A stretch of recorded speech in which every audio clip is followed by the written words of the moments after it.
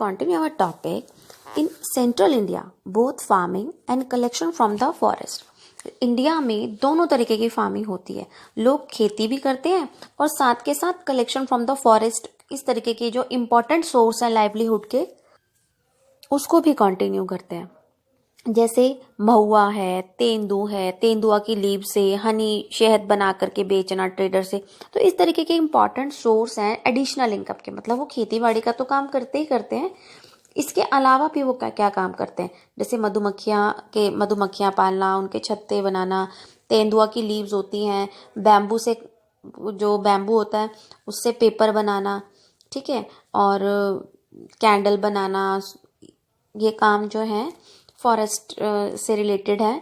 Similarly selling milk to the village of cooperative society.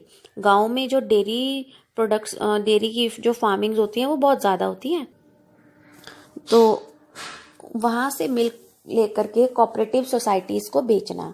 For taking milk to the near town may be to the main source of livelihood.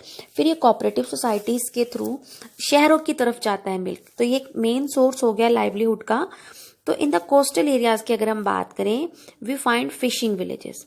वहाँ पर लोग fishing करते हैं. अभी हम लोग जो है नॉर्थ में रहते हैं, नॉर्थ में कुछ इस तरीके का फिशिंग का कोई प्रॉपर यूजेज नहीं है.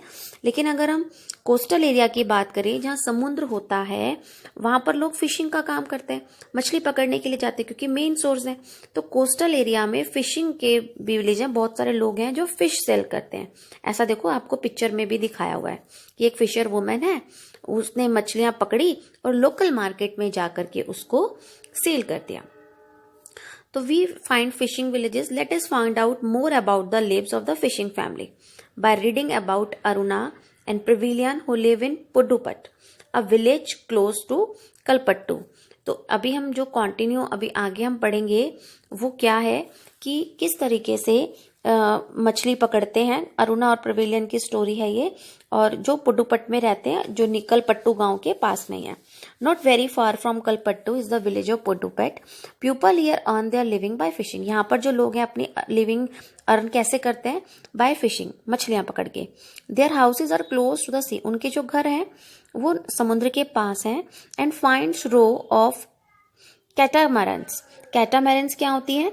जो उनके पास नाव होती है ना, उसमें इंजन वगैरह लगा करके, नेट उनके पास होता है, उसको लेकर के वो मछली पकड़ने के लिए जाते हैं. अबाउट 7 o'clock मॉर्निंग में चले जाते हैं. There is a lot of activity on the बीच.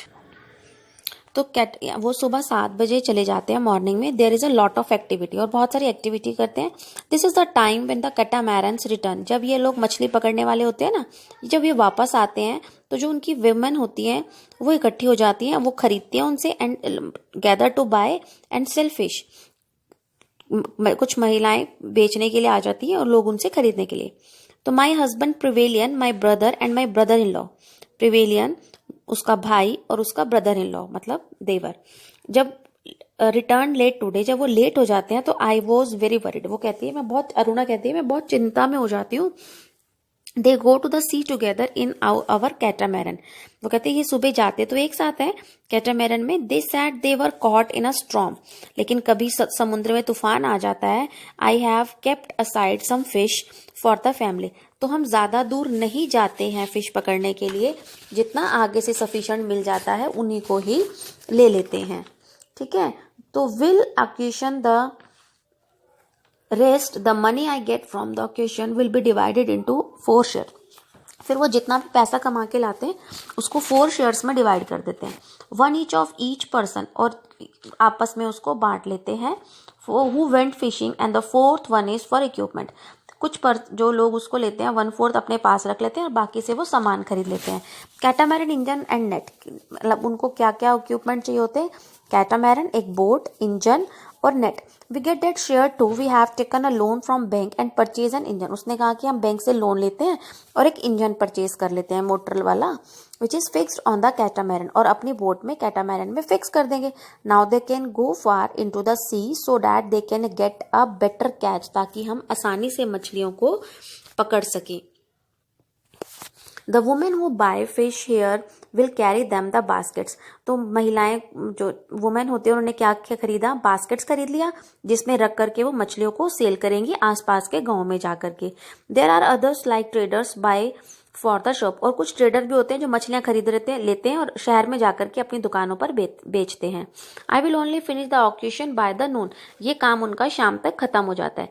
शाम को उनके husband and our relatives will untangle and repair our nets, तो जो उलझ जाता है नेट या उस फट जाता है नेट उसके उनको वो शाम को ठीक करते हैं बैठ के, और अर्ली मॉर्निंग में ही चले जाते हैं, जैसे रात को 12-1-2 बजे के बाद वो चले जाते हैं सी में। Every year at least about 4 month during the monsoon, हर साल 4 महीने होते हैं मानसून के होते हैं। They can not go to sea, जिसमें वो सी में नहीं जाते क्योंकि मानसून में बारिशें बहुत होती है, सी लेवल बढ़ जाता है तो रिस्क रहता है। Because this is when a fish breed, और उन दिनों फिश जो है वो ब्रीड करती हैं, ठीक है। During this month we survive by borrowing from the trader, तो उन 4 महीने वो क्या करते हैं कि उनको उधार लेकर के गुजारा करना होता है क्योंकि उन दिनों वो मछली पकड़ने नहीं जा सकते। Because of this later on we are force to sell the fish the trader and can not our auction. Those lean months are not most difficult, ये जो महीने होते हैं उनके लिए बहुत डिफिकल्ट होते हैं। Last year we suffered a lot of because of the tsunami, last year tsunami आ गई थी तो उनको बहुत ज्यादा सफर करना हुआ था।